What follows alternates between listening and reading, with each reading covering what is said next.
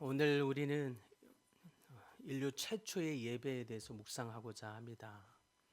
그런데 안타깝게도 이 예배는 인류 최초의 갈등의 시작이 되기도 했습니다.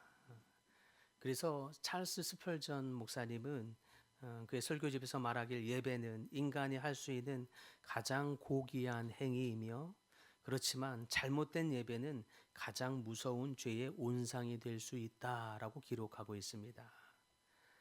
오늘 본문은 단순히 재물의 종류에 관한 해프닝의 사건이 아닙니다. 오늘 본문은 예배가 무너지면 마음이 무너지고 또 마음이 무너지면 관계가 무너지고 또 관계가 무너지면 삶 전체가 붕괴될 수 있다고 하는 이 영적인 원리를 보여주는 거울과 같은 말씀이다라고 할 수 있겠습니다. 예배는 받음이 우선이 아니라 드림이라고 했습니다. 중요한 것은 내가 무엇을 얻어 가느냐가 아니라 하나님께 무엇을 드리느냐라고 하는 것입니다. 예배는 내 정성을 드림으로 또한 신의 노여움을 달래는 거래와 같은 것이 아닙니다. 살아계신 창조주 하나님 앞에 피조물인 내가 온전히 항복하며 서는 것이라고 할 수 있겠습니다. 그런 측면에서 오늘 본문은 우리에게 중요한 질문을 하나 합니다. 나는 하나님께 예배하며 나아갈 때 남은 것의 일부를 드리며 나아가고 있는가 아니면 나의 전부를 드리고 있는가 하는 것입니다. 그렇다면 오늘 본문을 통해서 우리에게 알 수 있는 것, 하나님이 받으시는 예배는 무엇일까요? 첫째는 하나님은 우리 마음의 중심을 받으십니다. 가장 귀한 것을 받으신다는 뜻입니다. 본문 4절과 5절에 보니까 성경에 아주 독특한 표현을 볼 수 있습니다. 하나님이 아벨과 그가 드린 제물은 받으시고 또 가인과 그가 드린 제물은 받지 않으셨다라고 하는 표현입니다. 하나님은 제사의 제물보다 예배차를 보신 까닭입니다. 즉 그들이 드린 제물의 종류보다 하나님은 그 제물의 종류를 보신 것이 아니라 그 제물을 드리고 있는 그 사람의 마음의 중심 그리고 그 우선순위를 보셨다라고 하는 것입니다.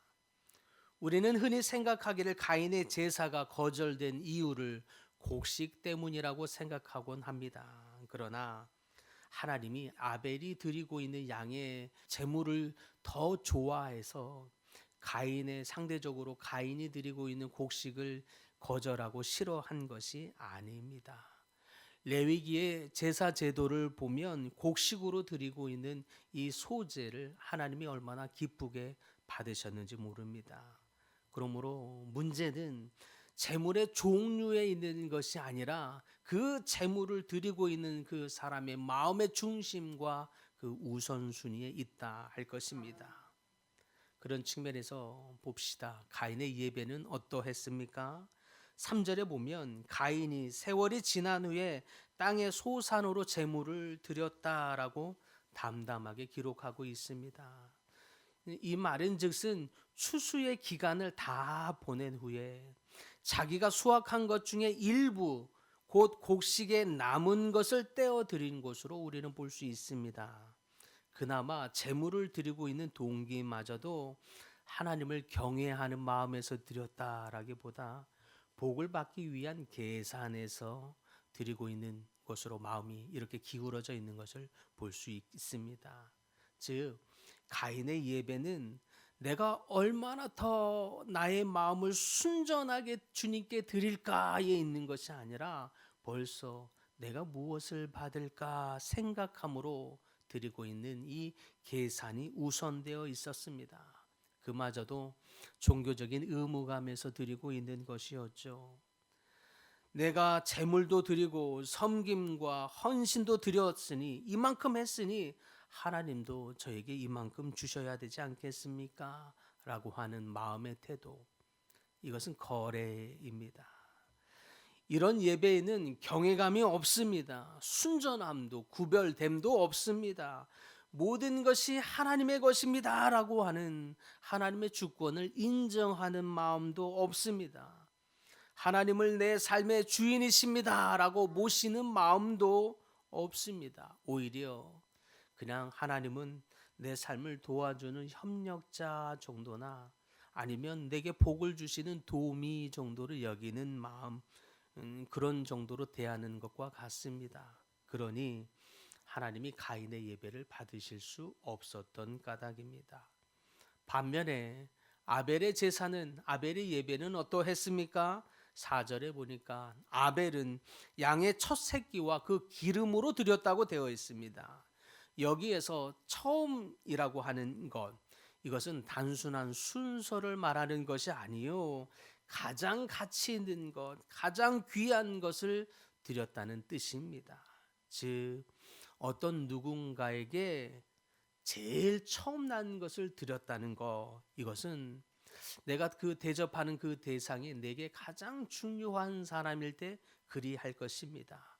그러므로 아벨의 제사는 하나님이 내 삶에 가장 중요한 분이니 내 삶에 가장 귀한 것, 첫 것을 드립니다. 주여 보좌에 앉으셔서 이것을 받으시옵소서라고 하는 마음의 고백, 그 고백이 아벨의 제사에는 담겨 있었던 것입니다. 아벨은 또 이 모든 것의 주인이 하나님이십니다라고 하는 것을 인정했습니다. 그래서 하나님이 베풀어 주신 이 모든 은혜, 이 모든 사랑을 알았기에 그에 대한 감사의 응답으로 드리고 있습니다. 이러한 아벨의 태도는 그야말로 하나님을 하나님으로 대접한 것입니다. 하나님은 인생이 아니심으로 재물을 좋아하시지 않으시고 그러므로 헌금의 액수를 세시는 분이 아닙니다. 오직 하나, 우리가 예배를 드릴 때에 하나님께 거래하듯 이용하면서 드리고 있는가, 아니면 진심으로 여호와를 경외하고 경배하고 있는지 그 중심의 순전함을 보십니다. 하나님이 은혜 주셔서 내가 이렇게 일하고 먹고 있으며, 하나님이 은혜 주셔서 내가 이렇게 가족과 행복을 누리나이다, 이 모든 것이 다 주로부터 말미암았습니다 라고 하는 이 마음의 중심, 이것을 하나님은 원하시는 것입니다. 그래서 내 삶의 가장 귀한 것, 내 중심을 주님께 드립니다 라고 하는 고백이 여러분이 드리는 예배 가운데 담겨지기를 간절히 소망합니다. 두 번째로 하나님이 받으시는 예배는 무엇인가 보았더니, 하나님이 받으시는 예배는 불순물이 걸러진 순전한 드림을 받으신다라고 하는 사실입니다. 간혹 우리는 드림이 거절받는 것 같고 드렸는데 그것이 막힌 것처럼 느껴질 때가 있을 것입니다. 예배를 드렸는데도 어떤 응답도 없고 하나님의 인도하심이 전혀 보이지 않는 시간들 보낼 때가 있으실 것입니다. 그러나 여러분, 우리가 알아야 할 것은 기도는 내 뜻을 관철시키는 시간이 아니고 내가 원하는 것을 얻어내는 시간이 아니라 하나님의 마음과 뜻이 어디에 있는지를 발견하는 시간인 줄 믿으시기 바랍니다. 그래서 때로는 하나님의 그 뜻 안에서 내 뜻이 꺾여지는 시간이 되기도 합니다. 그때 하나님께서 예배와 우리의 기도를 통해서 우리 마음의 동기, 곧 분노와 자아와 욕망과 같은 불순물을 걸러내기를 원하십니다. 그래서 예수님도 말씀하시기를 예물을 드리기 전에 형제와 다툰 일이 있거든 먼저 형제와 화목하라라고 하신 이유도 여기에 있고요. 또 회개를 먼저 요구하신 이유도 바로 예배를 더럽히는 어떤 불순물도 없이 그 모든 불순물을 제거하기 위함 때문입니다. 나아가 주님께서 우리를 연단하신다고 하시는 이유도 우리 삶의 불순물을 걸러내어서 나중에는 정금과 같은 예배자가 되게 하려는 뜻, 그것이 하나님의 마음입니다. 그만큼 하나님은 우리 속에 불순물이 걸러진 순전한 예배를 원하신다라고 하는 뜻입니다. 정욕적인 우리의 바램을 얻기 위한 것이 기도가 아니요 하나님의 뜻대로 되기 위한 것, 그것이 우리의 기도가 되고 우리의 예배가 되기를 소망합니다. 그런데 우리는 예배를 드리는 그 우리의 마음 속에 불순물이 있는지를 어떻게 알 수 있습니까? 어떻게 하나님은 우리 마음 속에 있는 불순물들을 드러내게 하십니까? 우리가 드리고 있는 예배가 정말 순전한 예배인지 알 수 있는 것은 오히려 예배가 끝난 뒤에, 때로는 내 바램이, 내 뜻이 거절되는 때에, 나아가 우리가 기도한 응답이 더디 이루어질 때에, 오히려 그때에 우리 마음의 중심에 무엇이 있었는지 드러나게 되더라라고 하는 것입니다. 5절에 보니까 가인이 제사를 드렸습니다. 그랬는데 드리고 난 후에 끝이 났는데, 그것이 받아질 줄 알았는데, 당연히 그렇게 여겼는데, 근데 그 예배가 받아들여지지 않자 어떻게 반응합니까? 몹시 분하여 안색이 변하니 라고 합니다. 이것이 가인의 마음에 있었던 불순물의 실체인 것입니다. 만약 그가 하나님을 진정으로 사랑했던 사람이라면 그의 예배가, 그의 제사가 거절될 때에 그는 즉시로 자신을 먼저 되돌아보면서, 주님, 제게 부족한 것이 무엇이었습니까? 주님, 제가 돌이켜야 하는 것이 무엇입니까? 라고 무릎 꿇었을 것입니다. 그런데 그는 분노했습니다. 왜 그렇습니까? 왜? 그 분노는 무슨 의미입니까? 하나님, 그래도 드렸는데 어찌하여 내 예배를 받아주지 않은 것입니까? 어떻게 그럴 수가 있는 것입니까? 내가 저들보다 못한 것은 무엇이며 내가 얼마나 섬기고 헌신했나이까? 그런데 어찌하여, 어떻게 나의 예배를, 나의 제물을 받아주지 않을 수 있는 것입니까? 라고 하는 이 마음의 태도. 예배의 중심이 하나님이 아니라 자기 자신이었기 때문인 것입니다. 하나님께서 무엇을 원하시는지 하나님의 마음에는 안중에도 없이 오직 내가 드렸다라고 하는 자체, 그 자기 의만 남아있는 것입니다. 내가 무엇을 받아야 하는 것이 우선되어 있는 그에게는 드림은, 그에게 있어서 드림은 받기 위한 수단에 불과했으며, 그런데 그 거래가 중단되니까 분노가 즉시로 터져 나와 버린 것입니다. 그래서 이것을 자기 중심성의 예배라고 말하는 것입니다. 안색이 변했다고 하는 것, 그런 그의 내면의 상태가 폭로된 것입니다.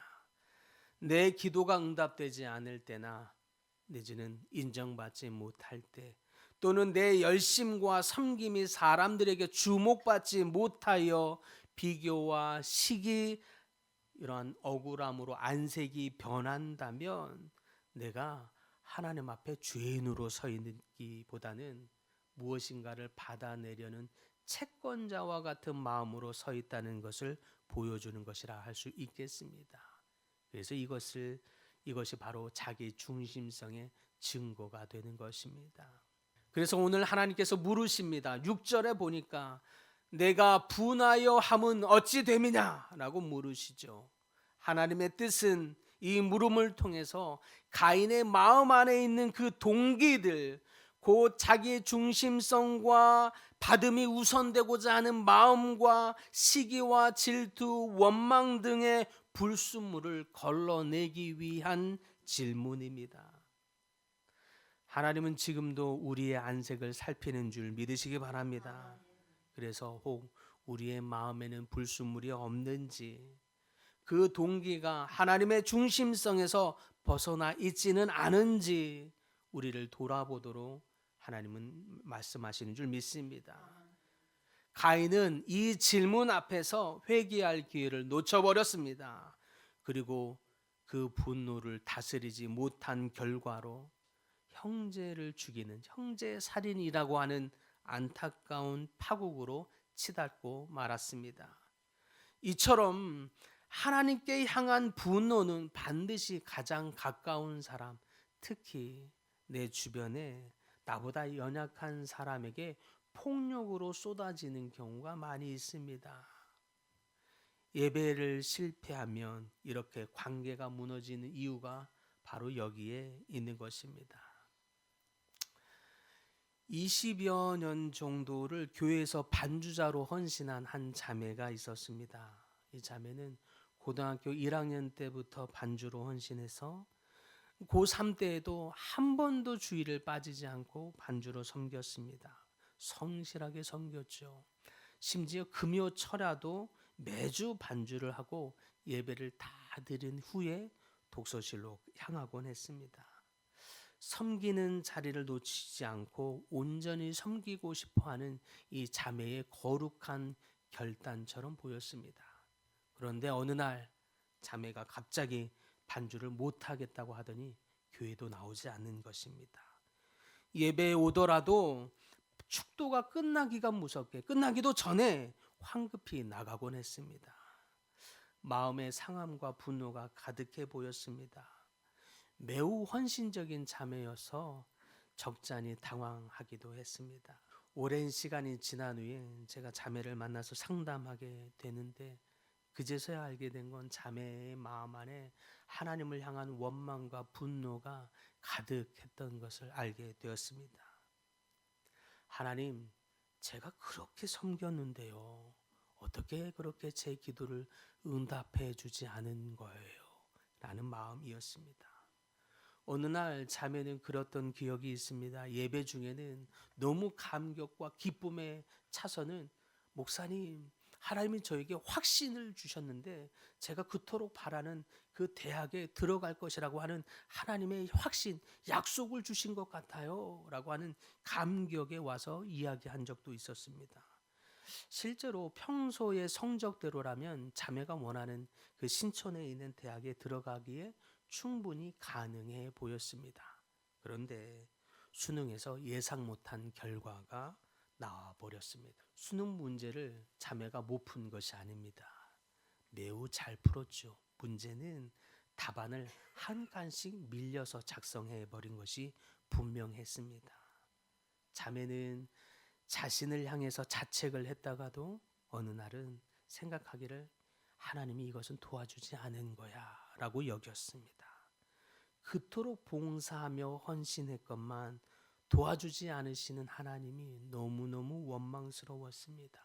화가 났습니다. 그 분노가 예배를 공동체를 떠나게 만들어 버렸습니다. 수년간의 방황 끝에 자매는 어느 날 자신의 영적인 상태를 깨닫게 됩니다. 자신이 그동안 예배하고 기도하고 했던 그 마음이 어떤 마음으로 하나님께 드렸는지, 하나님 앞에 제가 자신이 예배자로 선 것이 아니라 그야말로 채권자로 서 있었다는 것을 보게 된 것입니다. 주님, 내가 이렇게 헌신을 드렸으니 하나님이 최소한 이거는 들어주셨어야지요 라고 하는 마음이 바로 그의 마음이었고, 그로 인해서 가인의 안색과 자기의 안색이 너무 닮아 있었다는 것을 깨닫게 됩니다. 그리고 그때 가끔은 하나님이 내 예배를 거절하시는 것이 나를 거절하시는 것이 아니라 내 속에 있는 불순물을 걸러내는 시간이었다는 것을 깨닫게 됩니다.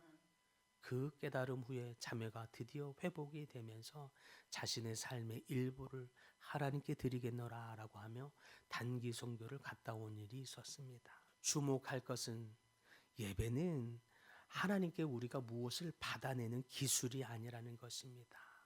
하나님께 나 자신을 드리는 것, 그것이 예배가 되어야 합니다.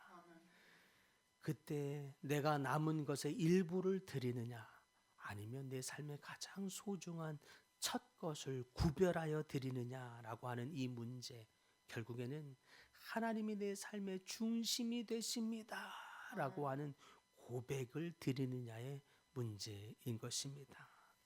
내 뜻이 꺾일 때 드러나는 분노와 안색의 변화는 내가 얼마나 내 뜻의 충족을 위해서 하나님께 거래하려 들듯이 예배하고 있었는지, 때로는 내가 얼마나 하나님을 조종하려고 하는지를 깨닫는 것입니다. 사랑하는 성도 여러분, 오늘 우리는 어떤 예배자로 서 있습니까? 예배를 통해서 내가 원하는 바를 받기 위함입니까? 아니면 내 삶의 첫 것을 구별하여 드리고자 하는 아벨과 같은 마음입니까? 점검해야 할 줄 믿습니다. 가인은 거꾸로 하나님을 자신의 뜻 아래 두려 했습니다. 그러나 아벨은 자신을 하나님의 뜻 아래 두었던 것입니다. 이 시간 결단하며 기도하고 싶습니다. 주님은 우리가 무엇을 가져왔나라고 하는 것보다 내가 어떠한 마음으로 주님께 있는가를 보시는 주님 앞에 내 자신을 드립니다. 라고 하는 마음으로 주님께 나아가셨으면 좋겠습니다. 주여, 내 안에 가인과 같은 마음 혹여나 있다면 분노, 원망, 욕망, 독선과 미움, 하나님 이 모든 것 십자가 앞에 내려놓습니다. 나의 삶이, 나의 예배가 아벨과 같이 첫 것을 드리게 하시고 가장 귀한 것을 주님께 드림으로 나의 예배가 주님께 받아지는 예배가 되게 하여 주옵소서. 우리가 더욱 하나님의 주권을 인정하면서 우리 자신을 산 제물과 같이 주님께 드릴 때에 우리는 비로소 우리가 드리는 예배가 의무감의 예배가 아니라 하나님의 생명의 축제와 같은 예배가 될 줄 믿습니다. 그때에 하나님은 우리가 드리는 예물뿐만이 아니라 우리 전부를 받아 주실 줄 믿습니다. 그러한 예배가 회복되는 여러분의 모든 삶이 되기를 간절히 축복합니다.